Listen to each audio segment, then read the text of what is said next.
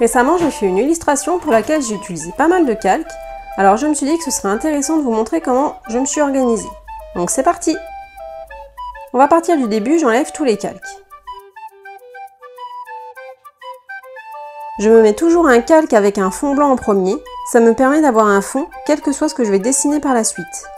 On trouve ensuite le croquis, il se trouve toujours dans mes premiers calques puisque je décalque par-dessus.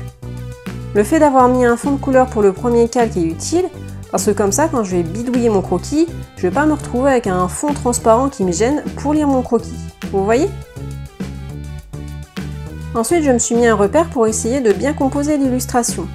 Et je dis bien essayer, parce que je suis vraiment loin d'être une pro là-dedans.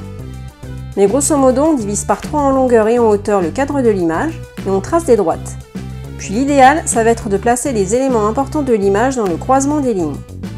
Du coup, j'ai placé un des yeux de la fille dans le croisement en haut à gauche, et le gros gâteau aux fraises qu'elle regarde dans la case en bas à droite. On passe maintenant à l'illu en elle-même. Voilà le ciel. Il est tout vilain parce que je n'ai bidouillé que le coin du ciel, en haut à droite, qui se voyait dans mon décor. J'ai pas pris la peine de faire beau le reste, puisque de toute façon tous les éléments vont venir passer devant. Dans cet esprit, on a le village après, avec la rue, et par-dessus les immeubles, des plus éloignés aux plus proches. Les plus éloignés, je vais pouvoir les faire un petit peu à l'arrache, puisque les débordements vont être recouverts par les immeubles qui sont plus proches. Vous comprenez? Et donc pour chacun de mes calques, j'ai rajouté par-dessus des calques en mode masque d'écrêtage. Et ce masque va vous permettre de rajouter des ombres, des couleurs, des éléments seulement sur votre calque de base. Si vous débordez, ça se verra pas, c'est magique quoi. Et après, on trouve 2 calques qui m'ont permis de bidouiller la teinte que je voulais donner à ce décor.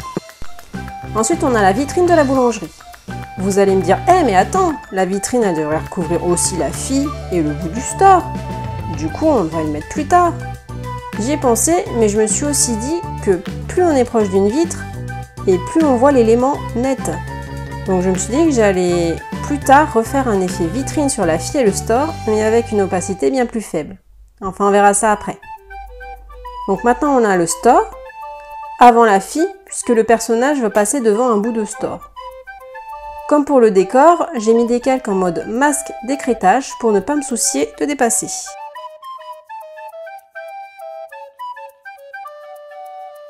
Et enfin le personnage, avec d'abord les aplats,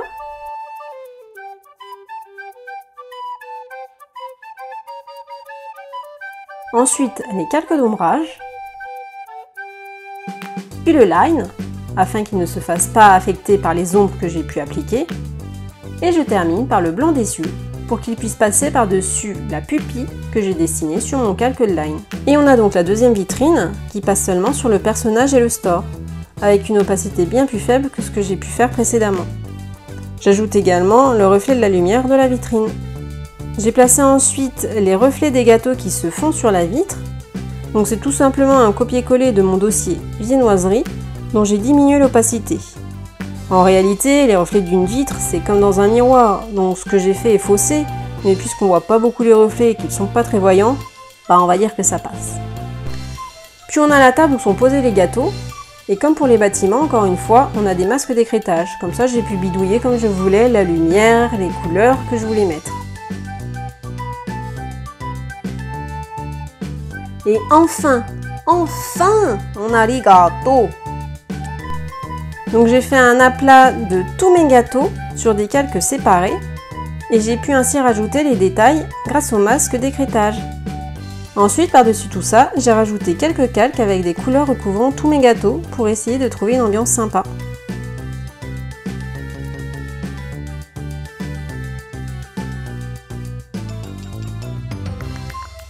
Maintenant, on a le nom de la boutique avec une faible opacité. Puis la signature. Et on termine avec un calque tout jaune et une faible opacité pour harmoniser l'ensemble des couleurs de l'illustration que je vois bien se passer sous un soleil couchant ou levant. Et voilà toute mon organisation pour les calques. Comme vous avez pu le remarquer, je nomme un maximum de mes calques et je les regroupe dans des dossiers comme personnages, fonds, etc. Comme ça, quand je vais chercher un calque, je vais le trouver rapidement et je vais pas me tirer les cheveux parce que franchement, ça devient galère quand on a beaucoup de calques. Donc j'espère que vous n'êtes pas trop ennuyés pendant cette vidéo et que ça a pu vous donner des idées pour vous organiser avec les dossiers, etc. Sur ce, je vous dis à la prochaine vidéo. Salut!